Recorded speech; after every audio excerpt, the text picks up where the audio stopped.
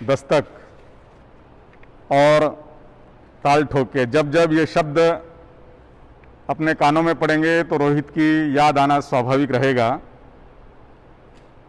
उनको याद करने के लिए कई सारे लोग मेरे पास लिखे हुए हैं कि वो अपनी भावनाएं व्यक्त करना चाहते हैं, लेकिन समय की अपनी एक सीमा है।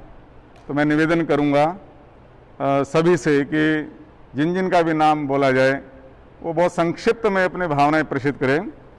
पारुल दीदी जी परिवार से हैं, वे अपने मन की कुछ बातें आप सबके सामने व्यक्त करना चाहती हैं। पारुल दीदी जी।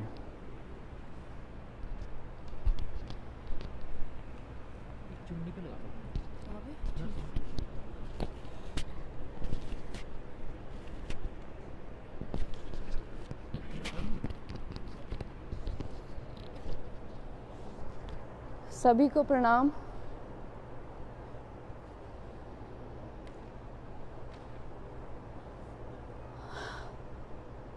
ऐसा दिन भी हमें देखना पड़ेगा, ये कभी सोचा नहीं था।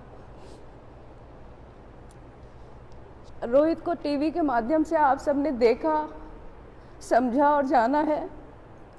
वो मेरे परिवार का सदस्य था, इसलिए मैंने उसे और करीब से देखा और उस नाते मैं ये कह सकती हूँ कि इतने छोटे से जीवन में एक पुत्र के रूप में वो सबसे अच्छा बेटा साबित हुआ।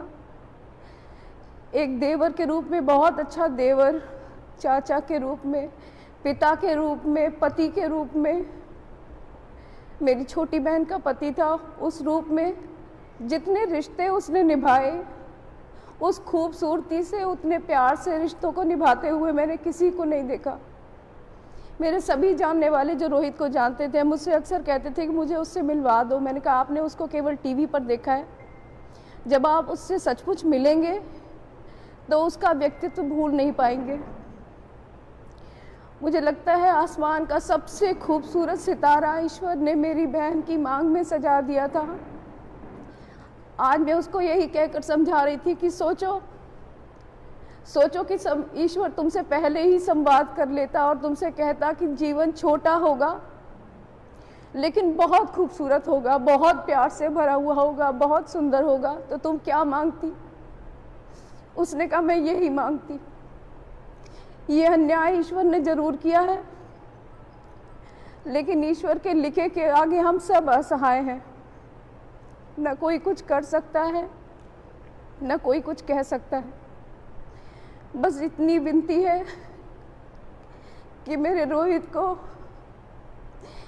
ईश्वर अपने श्री चरणों में स्थान दे और उससे कहे कि अपने परिवार को संबल दो, उन्हें हौसला दो कि वो आगे बढ़ सके। बहुत सारे काम अधूरे छोड़ गया है, लेकिन जाने वाला कभी तैयारी करके नहीं जाता। इतने कष्टों के बारे में सुना, इतने लोगों के तकलीफें सुनी, इतने लोगों का जाना सुना, लेकिन जब अपने ऊपर आ गया तो लगा